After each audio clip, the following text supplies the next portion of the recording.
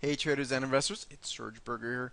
Today, let's have a look at a very important topic, which is the consumer discretionary sector in the S&P 500 and how it's currently faring on a relative basis versus the broader index versus the S&P 500. This kind of analysis, a relative or ratio kind of chart, as we're going to do in the meantime, is a very important thing. If you guys ever want to have a sort of a topic, a session, a video on that, please let me know. Just send me an email or you can tweet me at my handle, which is Steady Trader. So let's have a look at consumer discretionary stocks, which as a sector, given the name, are cyclical.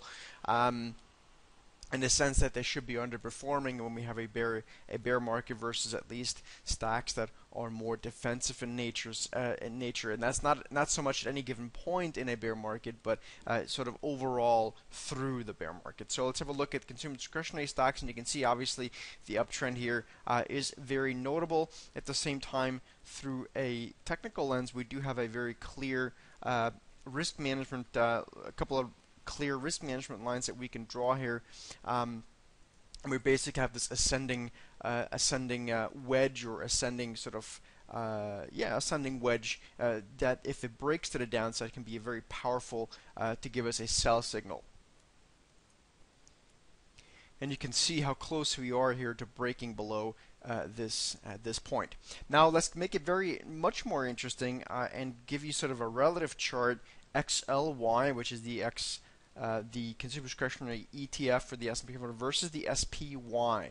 Okay, and what you then very quickly see is that there's a very, very, very, very bearish development here taking place. I think it doesn't really even need me to draw any lines, but you can see basically right here we have this thing, and if the XLY drops below there, it's going to be very bearish, and it could really mean to a lot further to go. Vice versa, if we take the SPY and divide it by the XLY, it's just the inverse of it, you get a chart that's very bullish. Okay.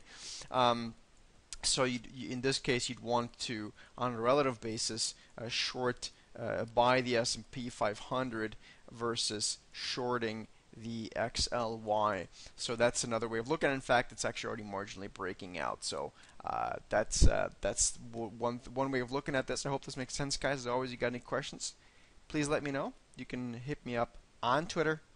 My Twitter handle, as I said before, is Steady Trader. And I'll see you in the next video.